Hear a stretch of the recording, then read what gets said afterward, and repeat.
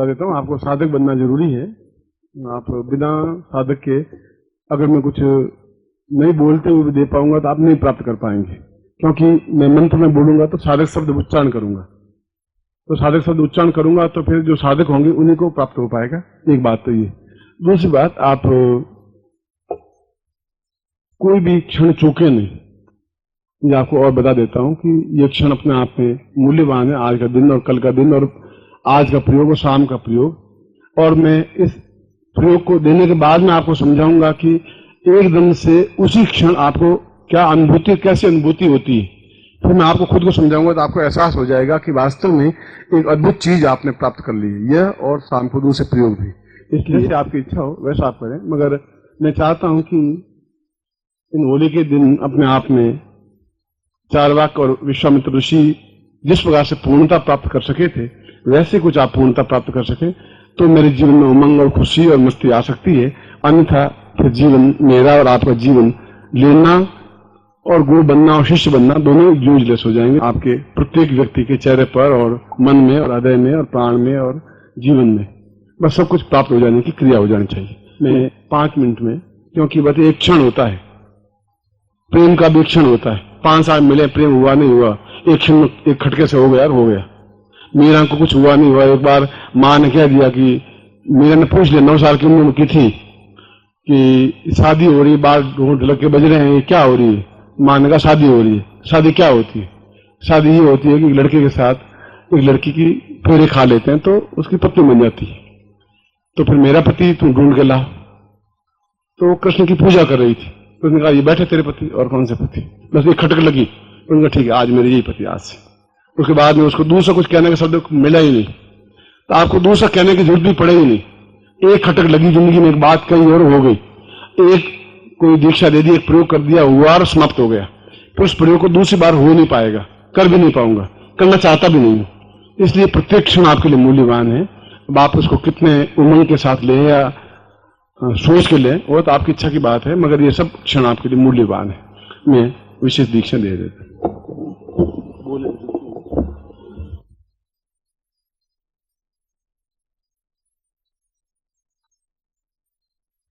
ये अपनी बातचीत प्रारंभ करने से पूर्व पुष्पहार से रमेश पाटिल ने एक गुरु श्रद्धा व्यक्त की। रमेश पाटिल तो एक नाम है, इसके अलावा भी प्रवीण जोशी हैं और गुजरात में शायद सैकड़ों हजारों शिष्य हैं जिन्होंने एक चेतना जगाई, एक जनमत तैयार किया, एक शिष्यत्व तैयार किया। एक भावना है, एक चेतना है, एक अटैचमेंट है। कुछ लोगों में गुरु के प्रति समर्पण बहुत ज्यादा होता है, उसको कुछ सिखाने की जरूरत नहीं होती। जैसे कैलाश ने कहा कि जब बच्चा बड़ा होता है तो फिर गुरुदेव के शरण में जाता है, फिर गुरुदेव उसको कहते हैं तू शादी कर ले, फिर उसकी शादी हो जाती है, फिर गुरुदेव कहते हैं तो बच्चा कर दे, फिर बच्चा हो जाता है। मैंने तो किसी को बच्चा पैदा करना सिखाया ही नहीं, वो लोग खुद ही ट्रेंड होते हैं, अपने आप में ट्रेंड होते हैं, उनको ट्रेन करने की जरूरत होती ही नहीं। वो तो जन्मजात ट्रेंड है और मुझसे ज्यादा ट्रेंड है, मैं तो ट्रेंड हुई नहीं इस मामले में। इसलिए आप लोग अपने लड़के की विवाह करते हैं, शादी नहीं करते। शादी तो वो अपने आप कर लेता है पहले से ही, शादी करने की आपको जरूरत नहीं है। आप तो केवल बाद में एक फॉर्मेलिटी पूरी कर लेते हैं कि चलो शादी कर लो, इस शादी से कर लेते हैं। मगर यह शादी करना और विवाह बंधन में बंधना या संतान पैदा करना या जो कुछ भी है, यह भी जीवन का एक आवश्यक तत्व है, होना ही चाहिए। होना चाहिए, मालूम पड़ना चाहिए क्या चीज है ये भी कोई चीज होगी तो जरूर। इसलिए अगर शादी नहीं करेंगे तो मन में खटक रह जाएगी कि साली और थी, क्या होती है, क्या होता है। प्रेम भी कर ही डालना चाहिए, चाहे जूते पड़े पर कर डालना चाहिए। मन में ये जाए शादी एक प्रेम कर लिया बस। इसलिए जो जीवन में जो भी इच्छाएं भौतिक रही हैं, मैं आपके साथ में हूं। जूते पड़ेंगे तो मैं पास में खड़ा रहूंगा, आप चिंता मत करिए।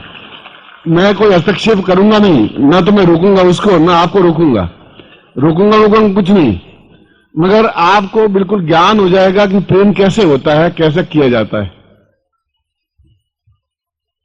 और शास्त्रों में कहा है कि सबसे अभागा व्यक्ति वो होता है जिसकी पत्नी सुंदर होती है, वो सबसे अभागा होता है, कि उसको हरदम चिंता रहती है मेरी पत्नी सुंदर है, साले को गड़बड़ हो गया तो क्या होगा, तो बड़ी गड़बड़ हो जाएगी। वो ऑफिस में से बीच में एकदम से 3 बजे आएगा दौड़ करके, क्योंकि 2:30 बजे मालूम है लंच है, अब 3:30 बजे जाओ, मालूम तो पड़े क्या गड़बड़ है, फिर 3:30 बजे जाएगा, फिर 5 बजे आएगा, फिर कभी 9 बजे आएगा, हरदम उसको खटक बनी रहेगी। चारवाक ने कहा है कि श्रेष्ठतम पुरुष वो होते हैं जो कुरूप स्त्री से शादी करते हैं, कोई तकलीफ और कोई दूसरी चिंता, काली हो, कुरूप हो, दांत निकले हुए हो, ऐसी हो, बस आप बिल्कुल ऑफिस में बैठे रहे, आपको चिंता करने की जरूरत ही नहीं है। चारवाक की पत्नी बहुत ही असुंदर थी, जितने ऋषियों की किसी की पत्नी इतनी असुंदर नहीं हुई जितनी चारवाक की पत्नी असुंदर थी। इसे चारवाक को कोई चिंता ही नहीं थी, और उसने कम से कम 110 श्लोक लिखे, और उसमें लिखा है कि पत्नी कैसी होनी चाहिए। पहले तो अपनी पत्नी का गुणगान किया है, वर्णन किया है कि मैं बहुत सौभाग्यशाली हूं कि तेरे जैसी अद्वितीय पत्नी मुझे मिली। और पत्नी के वर्णन में उसने लिखा है, मैं एक छोटा सा श्लोक जो उसका प्रारंभिक श्लोक है, 5वां 6वां श्लोक है, वह श्लोक वर्णन कर रहा हूं, फिर अपनी बात आगे रखूंगा आपको। लंबोदरम पूर्वमदैव देवम स्त्रियं च नेत्रम भवतां गजैव दंतोष्ठ मुक्ति वरदं तदैव प्रणम्यं प्रणम्यं निर्भय प्रणम्यं। उसने कहा कि मैं तो बहुत सौभाग्यशाली हूं, मेरी स्त्री जैसी सुंदर स्त्री इस पृथ्वी पर एक ही पीस पैदा किया और फिर संचा तोड़ दिया। भगवान ने दूसरा पीस पैदा ही नहीं किया, एक बन करके मेरे गले बांध दी। उसने कहा मेरी पत्नी की कई विशेषताएं हैं, 108 विशेषताएं हैं, मैं तो केवल 5-6 विशेषताएं आपको बता देता हूं। अपने शिष्यों को कह रहा था। उसने कहा कि एक तो मेरी पत्नी केवल 3.5 फुट की है, इसलिए कोई चिंता है ही नहीं, पूरी लंबी चौड़ी है नहीं। दूसरी, मेरी पत्नी की दूसरी विशेषता यह है कि उसकी आंखें इतनी छोटी छोटी है कि पता ही नहीं पड़ता कि आंखें है कि नहीं, बस बहुत मीन सी आंखें हैं उसकी। तीसरी, मेरी पत्नी के होठ 1.5 फीट बाहर निकले हुए होते हैं, 1.5 इंच इतने लंबे चौड़े होठ निकले, ऊपर का होठ की नीचे का होठ भी। चौथा, फिर भी दांतों की इतनी विशेषता है कि होठों को तोड़ के भी बाहर निकले हुए 2 दांत। पांचवी, मेरी पत्नी की आवाज सुनने के बाद में आसपास के लोगों ने मकान छोड़ के चले गए, क्योंकि जब वो बोलती है तो या तो वो रुई ठूंसते हैं या फिर मकान तो पास में सब मकान सस्ते मिलते हैं, मतलब बाहर मकान मिलते हैं 150 रुपए और यहां मकान मिलते हैं 5 रुपए, क्योंकि मेरी पत्नी की वजह से ये सब कुछ हुआ, शिष्यों को आराम मिला है। छठी, मेरी पत्नी की विशेषता यह है कि उसके वो जितनी बार भी बाल झाड़ती है तो गंजी होती रहती है, तो साल भर बाद बिल्कुल ठीक हो जाएगी। सातवीं, वह पत्नी मुझसे इतना अधिक प्रेम करती है कि मेरी तरफ ताकती नहीं और न भी मैं ताकता हूं। और सातवीं, उसने 3 बार संतान पैदा किया, 3 संतान एक साथ पैदा किया। इसलिए मैं अपनी पत्नी को प्रणम्य करता हूं, और ऐसी पत्नी मिले, आपको भी मिले जो कुंवारे हों, ऐसा ही मैं आपको प्रणम्य करता हूं। अब आप खुद सोच लिए कि कहां आप कितने अभागे हैं कि ऐसी सुंदर पत्नी के लिए ढूंढ रहे हैं, और वो कितना चारवाक सुंदर है, अपना श्रेष्ठ है, कोई चिंता है, इनको फिक्र है, और सुंदरतम पत्नी मिली है। मगर उस सुंदरतम पत्नी को भी अद्वितीय 2 शब्द है, सुंदर और कुरूप। सुंदरता की कोई परिभाषा नहीं है, कुरूपता की कोई परिभाषा नहीं है। सुंदरता वह है जो अपने आप में एक पुरुष को अत्यंत श्रेष्ठतम लगे, वह सुंदर है।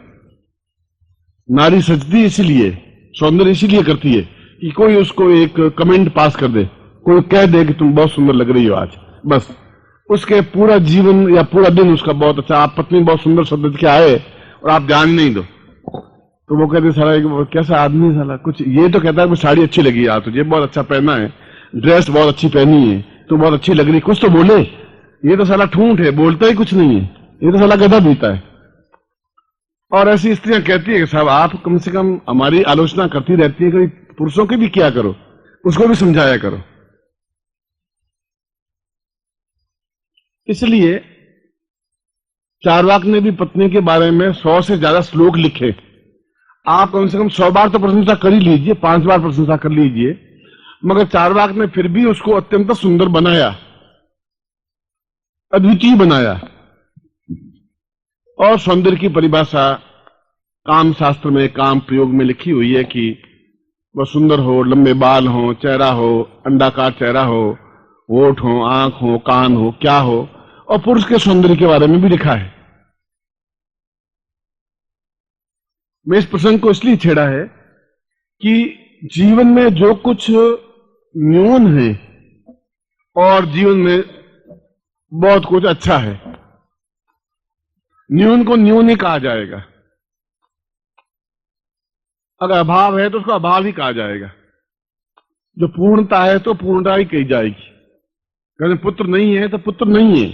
आप उसको जबरदस्ती गोद लेकर के भी पुत्र को फिर पुत्र नहीं कह सकते,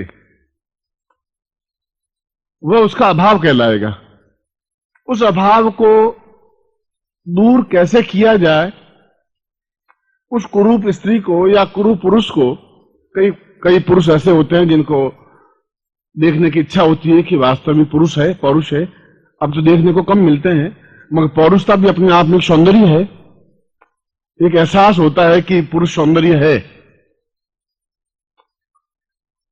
अब तो जो पुरुष हैं वो पुरुष हैं या अर्धनारीश्वर हैं, दोनों में से कोई एक है। आधा तो उसका नारी का अंग है, आधा पुरुष का अंग है। गाल पिचके हुए हैं और आंखें धसी हुई हैं, चश्मा चढ़ा हुआ है, ऊंचा नीचा करता रहता है। कोई लड़की को भी ढंग से देखने के लिए 3 बार चश्मे को ऊंचा नीचा करके देखना पड़ता है कि ये खड़ी कौन है। अब उसको पुरुष किस दृष्टि से कहा, किस साइड से पुरुष कहा जाए, मैं कुछ समझता नहीं हूं। फिर पुरुष का अर्थ क्या है, क्या मतलब पुरुष किसे कहते हैं? इसलिए यह भी अपने आप में सुंदर और सौष्ठ, बुद्धिमान, योग्य, चतुर, बात को समझने वाला और जीवन में सब कुछ प्राप्त कर लेने की क्रिया वाला पुरुष कहलाता है। पुरुष का मतलब यह नहीं है कि उसका बहुत अंडाकार चेहरा हो और गोरे हो, सुंदर हो और बहुत महीन आवाज में बोलते हो और बिल्कुल लहराते हुए चलते हो, वो पुरुष नहीं कहलाते। तो चीजें दो ही होती हैं, या तो असौंदर्य या सौंदर्य, या निर्धनता या संपन्नता, या कमी या पूर्णता। तो क्या जो जीवन में न्यूनता है वह न्यूनता बनी रहनी चाहिए या उस न्यूनता को पूरा करना चाहिए? क्या गुरु को इंतजार करना चाहिए कि इसकी न्यूनता को पूरा करें या गुरु उसकी पूर्णता कर दे? ये हमारे जीवन की सबसे बड़ा प्रश्न है। ये हमारे जीवन की सबसे बड़ी एक चिंतन है कि हमारे जीवन की एक अभाव, मेरे जीवन का एक अभाव है, सपोज है। अगर है तो मुझे गुरु को कहने की जरूरत नहीं पड़नी चाहिए। गुरु को ध्यान रखना चाहिए कि अगर मेरे जीवन की कोई न्यूनता है तो मुझे गाइड करे, मुझे सलाह दे, मुझे मार्गदर्शन करे और फिर अपने प्रयत्नों से उस कमी को दूर कर दे। मगर तब हो पाएगा जब मैंने सुबह बताया कि आपके और मेरे प्राणों का आपस में समावेश होगा, संगम होगा, एक दूसरे का अटैचमेंट होगा, एक दूसरे के प्रति सन्निहित होंगे। और एक दिन में कोई घटना घटित होती नहीं। किसी चीज के लिए, किसी प्रकृति के लिए जितना समय लगेगा उतना समय लगेगा। कोई चीज के लिए 2 दिन लगेंगे तो 2 दिन लगेंगे, 5 दिन लगेंगे तो 5 दिन लगेंगे। मगर गुरु की भी मर्यादा है, शिष्य की भी मर्यादा है। शिष्य की मर्यादा यह है कि उसके चेहरे से गुरु भांप ले कि इसके जीवन में न्यूनता क्या है, क्या कमी है। अगर मैंने सुबह आपको प्रवचन कहा आप मुस्कुराइए, आप हंसिए, आप खिलखिलाइए, मगर आप नहीं खिलखिला सकते, आप नहीं मुस्कुरा सकते, इसलिए कि आपके जीवन में यदि कोई अभाव है तो उस अभाव की जब तक पूर्ति नहीं होगी तब तक जीवन में संभव नहीं हो सकता। और यह जीवन में संभव केवल तंत्र के माध्यम से संभव हो सकता है, मंत्र के माध्यम से वह संभवता नहीं आ सकती। दोनों चीजें अलग अलग है। मिठाई एक अलग चीज है, बिल्कुल। दाल रोटी सब्जी बिल्कुल एक अलग चीज है। दोनों ही भोजन करने की चीज है, दोनों से ही पेट भरता है। पर मिठाई 110 रुपए किलो बिकती है और रोटी 5 रुपए की रोटी बिकती है। तो गुरु और शिष्य का संबंध इतना महीन है, इतना सूक्ष्म है कि गुरु को चाहिए कि शिष्य की न्यूनता को दूर करे, या गुरु को चाहिए शिष्य को चाहिए कि अपना सब कुछ गुरु के चरणों में समर्पित कर दे, अपना शरीर, अपना मन, अपना प्राण, अपने विचार। फिर उसमें कुबुद्धि पैदा नहीं करे। वह कुबुद्धि पैदा करके अपना ही हानि करता है। वह सोचता है मैं बहुत बुद्धिमान हूं, और गुरु समझता है कि ये चालाकी कर रहा है। गुरु 2 मिनट में समझ जाता है। आप बोलते ही गुरु समझ जाता है, क्योंकि उसका जीवन का अनुभव है। किसान 2 मिनट में समझ जाता है कि इसमें गेहूं के दाना पड़ चुका है कि नहीं बाली में, मुझे नहीं मालूम पड़ेगा। तो तुमसे रात दिन आज 50 साल हो गए, और 50 साल में करोड़ों लोगों से मिला, तो आपको देखते मैं समझ जाता हूं कि इसके जीवन की न्यूनता क्या है। मगर साथ में तराजू वह भी मुझे लेना पड़ता है कि इसका योगदान कितना है गुरु के प्रति, मेरे प्रति समर्पण कितना है, मेरे प्रति अटैचमेंट कितना है। और अटैचमेंट की कोई परिभाषा तोड़ नहीं है कि 5 किलो या 3 किलो या 2 किलो। मैं आपको जीवन का सबसे बड़ा दुख, हमारे शास्त्रों में यह कहा गया है कि जीवन में एक पुत्र होना चाहिए। मैं कई उदाहरणों में से एक उदाहरण दे रहा हूं। धन होना चाहिए, मान सम्मान, पद प्रतिष्ठा, ऐश्वर्य, भोग विलास, पूर्णता, सफलता, पौरुष, सुंदरता, सुंदर पत्नी, और जीवन की सारी इच्छाएं, चाहे वह भौतिक हो चाहे आध्यात्मिक हो, सब कुछ होना ही चाहिए। अगर नहीं है तो फिर पूर्णता नहीं है, कहीं न कहीं अभाव है। वो अभाव है आपकी बुद्धि की तीव्रता से। आप उस तराजू पे गुरु को नहीं तोल सकते जिस तराजू पे बाजार में किसी व्यक्ति को तोलते हो। किसी कस्टमर को जिस ढंग से यूज करते हो उस ढंग से आप गुरु को यूज नहीं कर सकते, और यूज करते हैं तो फिर आप खुद ही उसमें घाटा खाते हैं। अगर मैं अपने गुरु के प्रति छल करूंगा तो गुरु बोलेगा तो नहीं, मगर मुझे वह चीज प्राप्त हो ही नहीं सकती। यदि मैं अपने आप को सरेंडर करूंगा गुरु के सामने, यदि मैं अपने आप को पूर्णतः न्योछावर कर दूंगा, तो मुझे फिर कहने की जरूरत नहीं है, फिर मुझे इनसे प्रार्थना करने की जरूरत नहीं है कि गुरुजी मेरे धन का अभाव है, या मेरे जीवन की ये न्यूनता है, या मैं वृद्ध हूं, या मैं कमजोरी है, या मैं पौरुषहीन हूं, या सुंदर नहीं हूं, या कुरूप हूं, या शादी नहीं हो रही है। ऐसे जीवन की इच्छाएं तो हैं ही। और इच्छा विहीन पशु, पशुओं की कोई इच्छा नहीं होती। पशु जाता है जंगल में और चर करके वापस खूंटे पे आके बन जाता है, उसकी कोई इच्छा होती ही नहीं। इच्छाएं तो हमारी होनी ही चाहिए, मैं ऐसा नहीं कह रहा हूं आपकी इच्छा नहीं हो, मगर उसका अतिक्रमण करना कि आपको अपने जीवन में 50 लाख रुपए की जरूरत है और आप चाहे मुझे 5 करोड़ रुपए मिले, 50 करोड़ रुपए मिले, वह आपकी एक वासना है। आपके 5 लाख रुपए 25 लाख रुपए बहुत है, रोज आप 5,000 खर्च करेंगे तो भी आपका जीवन कट जाएगा। फिर आप अपने लिए पैदा करें, फिर बच्चों के लिए पैदा करें, फिर पोतों के लिए पैदा करें, फिर पोतियों के लिए पैदा करें, फिर पत्नी के लिए पैदा करें, और करते ही रहें। वह जीवन की एक अभाव है, वह जीवन का एक घटियापन है। इसलिए मैंने कहा कि गुरु और शिष्य का जो संबंध है वह समर्पण और प्राप्ति करने की प्रक्रिया है। आप समर्पण करें, कितना करते हैं वो आप पे डिपेंड है। आपकी बुद्धि भ्रष्ट है तो समर्पण करते समय भी बुद्धि आपको रोकेगी, नहीं कर पाएंगी, और गुरु 2 क्षण में भांप जाएगा कि ये चालाकी कर रहा है या केवल ऊपर से गुरुदेव की जय बोल रहा है। वो बोलेगा नहीं, बोलने से उसकी गरिमा घटेगी। बोलना क्या है, पर वो समझ जाता है कि यह क्या चीज है, यह क्या मुंह से बोलता है, या अपने आप में समर्पित करता है, या अपना सब कुछ देता है, या मेरे चरणों में समर्पित है, या केवल ऊपरी दिखावा है। तंत्र के माध्यम से टोटल असंभव कार्यों को, कि जो जीवन में संभव नहीं है, यह हो ही नहीं सकता, वह तंत्र के माध्यम से हो सकता है। और तंत्र कहने के पीछे मेरा यह नहीं है कि कोई शमशान में जाए और कोई शमशान की साधना करे, या कोई कपाल साधना करे, या खोपड़ी की साधना करे, ये तंत्र है ही नहीं। ये ऐसा शास्त्रों में कहीं लिखा ही नहीं है। तंत्र तो अपने आप में एक वृत्ति है, एक साधना है, एक क्रिया है, एक मनोवृत्ति है, एक चिंतन है। मंत्र को करने की एक पद्धति है। भोजन कैसे किया जाए इसकी आप देखेंगे, दो आदमियों को भोजन करते समय तो दो आदमी अलग अलग तरह से भोजन करेंगे। एक आदमी ऐसा भोजन करेंगे जहां इच्छा ही नहीं होती उसके पास भोजन करने की। एक आदमी इतना सुरुचिपूर्ण ढंग से भोजन करता है कि उसके पास बैठने की इच्छा होती है। ये लड़की बहुत सुंदर होती है, उससे बात करने की इच्छा ही नहीं होती, चाहे वो सुंदर है। ये लड़की कम सुंदर है मगर फिर भी उसके जबान में, उसकी बातचीत में, उसके कहने के अंदाज में एक लोच होती है, एक अंदाज होता है, कहने की एक शैली होती है और इच्छा होती है कि इसके पास घंटे, 2 घंटे, 4 घंटे सुने। यदि आपकी आंख में कोई गड़बड़ नहीं है, कोई वास्ता नहीं है तो। और क्या ऐसा संभव है?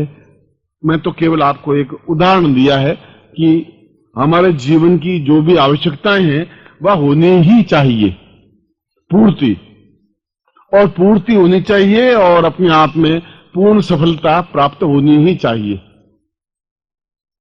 मैं आपको एक आज जो अरुण आया है, अरुण खड़ा हो, इस समय इसकी उम्र 60 से ज्यादा है, शायद 62 होगी या 65 होगी या 64 होगी, अंदाजन इतनी ही। और आपने इसको नहीं देखा होगा, 3-4 साल से नहीं देखा होगा। तो मैंने कहा अरुण तुम्हारे पुत्र होना चाहिए। उसने कहा गुरुजी पुत्र होने का तो सवाल ही नहीं है। आप भी वैसे बात कर रहे हैं कि पुत्र 55 साल की उम्र में, तो डॉक्टर भी मना कर देते, it's not fit for you that you would be earn a सन।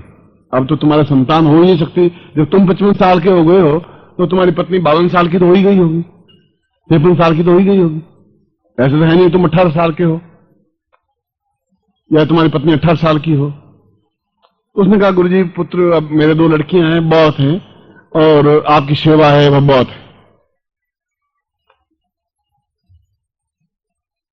मैंने कहा ऐसा कोई बात नहीं है, इतनी सेवा की है तो अगर संतान घर में पुत्र नहीं हो तो एक अभाव सा रहेगा, और मैं अपने आप में ग्लानि अनुभव करूंगा कि तुम्हारे घर में पुत्र नहीं है।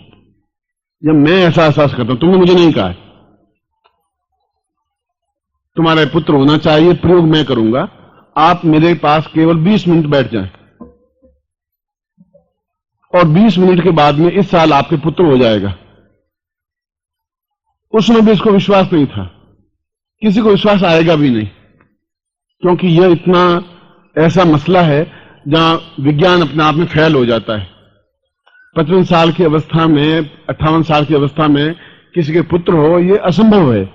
55 साल की किसी स्त्री के पुरुष हो पुत्र हो संभव नहीं होता, असंभव होता है, क्योंकि उसका ऋतु धर्म समाप्त हो जाता है, वह अपने आप में बस समाप्त सी हो जाती है। वह भी इसने अविश्वास से नहीं किया, मगर इसको विश्वास नहीं हुआ कि ऐसा होगा भी। उसने कहा, मैंने कहा तुम परसों आना, दिल्ली की घटना है, तुम आना, कुछ उपाय करेंगे और तुम्हारे पुत्र हो ही जाएगा, तुम विश्वास चिंता मत करिए, और होगा, दीर्घायु होगा। यह भी तुम्हें बता देता हूं। बड़ा असंशय सा मन लिए हुए, इसके ऋण इतने मेरे ऊपर थे कि मैं जब भी दिल्ली जाता था तो सेवा करता था, बुलाता था, घर में रहता था, इसके घर में कई बार रहा। फिर मैंने अपना खुद का मकान ले लिया तो फिर वहां रहने लगा। आगे की बात ये खुद कहेगा। इन्होंने कहा पुत्र। मैंने कहा गुरुजी अब क्या आप कुछ मजाक कर रहे हो?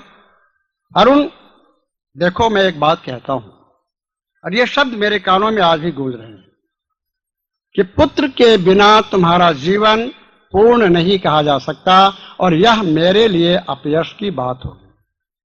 देखिए इस सेंटेंस में, इस वाक्य में एक ही बात है कि इस गुरु का कितना अपनत्व अपने शिष्य के साथ है। आप छोटे गुरु हैं, आदर के प्रतीक हैं, इसलिए कि गुरु संतान है।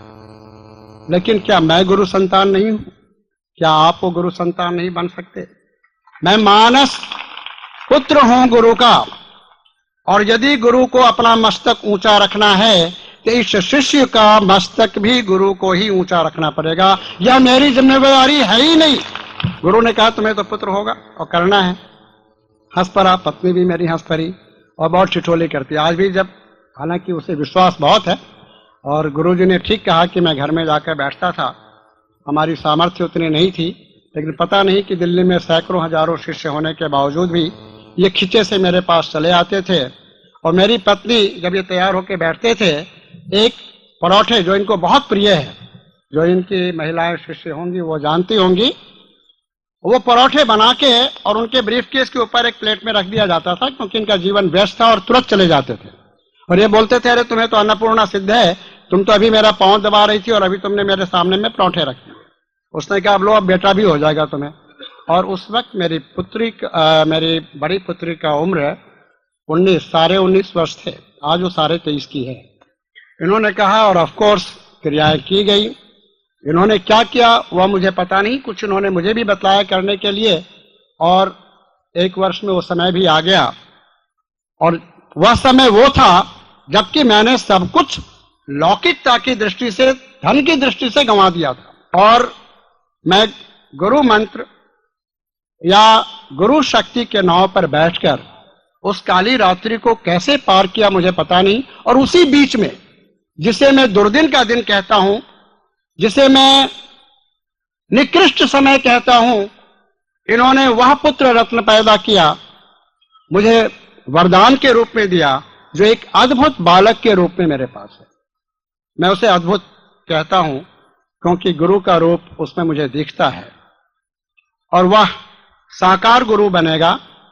बहुत ही विलक्षण 2.5 साल का बच्चा है, और मैं कभी कहता हूं मेरी नजर ना लगे, लेकिन अत्यंत विलक्षण है। गर्भस्थ शिशु को इन्होंने दीक्षा दी, अनेकों क्रियाएं संपन्न की। मेरे साथ तो खैर जो ये करते हैं रात्रि में और सोने के वक्त में भी जो दीक्षाएं और साधनाएं करवाते हैं, वह तो अद्भुत है ही, लेकिन उस 2.5 वर्ष के बालक में भी जो चीज देखने को मुझे मिल रहा है, जो एक विज्ञान का विद्यार्थी है, जो पुत्र की प्राप्ति के लिए कभी विज्ञान का सहारा लिया था। इन्होंने कहा कि अब तुम्हें बेटा होना चाहिए। मैंने कहा छोड़ो इस बात को, आगे की बात कहो। और इन्होंने कहा नहीं, मेरा शिष्य अपूर्ण नहीं रह सकता। लेकिन इन्होंने कहा मेरा शिष्य, मेरा पुत्र। तो इन्होंने एक बात और आज के भाषण में कही है, आज के प्रवचन में, कि किसी को गोद ले लेने से पुत्र का सुख प्राप्त नहीं हो सकता।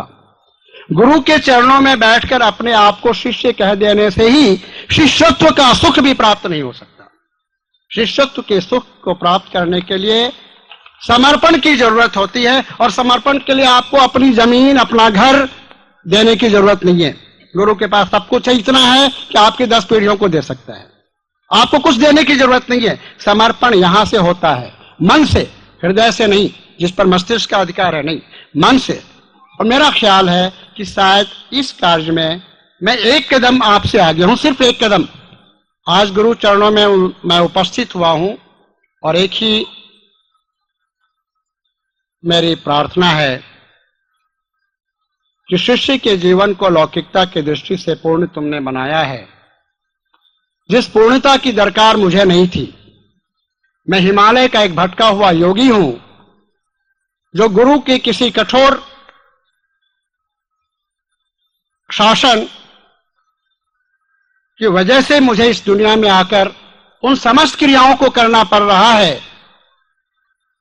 जिसे शायद कभी मैंने निकृष्टता की दृष्टि से देखा होगा। मुझे अच्छी तरह अनुभव है कि पिछले 300 वर्षों से तो मैं जुड़ा ही हूं। आगे की बात शायद गुरु जानते होंगे। उदाहरण देने की जरूरत नहीं थी, वरुण को खड़ा करने की जरूरत नहीं थी। ऐसे तो मैं अगर आप में से खड़ा करूंगा तो कम से कम 40 लोग खड़े हो जाएंगे, जिन लोगों को, जो पुरुष योग्य ही नहीं रहे थे, फिर भी उनके संतान हुई। चाहे मैंने आयुर्वेद की उनको दवा दी या जो कुछ भी किया, ऐसे भी थे, ऐसे बैठे हैं जिनके पास खाने के लिए रोटियां नहीं थी, और आज वे अत्यधिक संपन्न हैं, इतने अधिक संपन्न हैं कि वे अकेले ही कम से कम 40 शिविर लगा सकते हैं। ऐसी भी लड़कियां थी जिनको शायद कोई देखता ही नहीं था, उनको भी अति सुंदर बनाया है, और उनकी बहुत अच्छे घराने में शादियां हुई हैं, और वे सब यहां उपस्थित हैं। अगर मैं खड़ा कर दूंगा तो ऐसे 3 दिन लग जाएंगे उनकी आप बात सुन करके, या उनके द्वारा कही गई बातों को सुन करके। मेरा उद्देश्य आपको केवल एक एग्जाम्पल देने का था कि जहां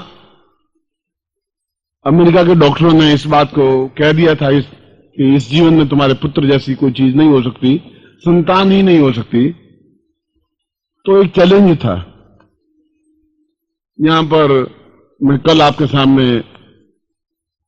एक लड़की को खड़ा करूंगा, कल बुलाऊंगा, आज कहा है मैंने, उसको कहलवाया है। मैं केवल उदाहरण से बात कर रहा हूं, हालांकि मुझे प्रवचन तो किसी और विषय पर आपको करना है। उसकी उम्र इस समय 80 साल के आसपास, 80 ईयर्स है, और वो पहले ये कैलाश छोटा था या अरविंद छोटा था तो वो अध्यापिका थी, फिर रिटायर्ड हो गई थी, और उसका मेरा कोई आपस में संबंध नहीं था, ना कोई परिचय था। बस वो रविवार को आती है, इनको आई साफ साफ लिखाती कि लिखने का अभ्यास होना चाहिए, अच्छी तरह से अक्षर अच्छे होने चाहिए।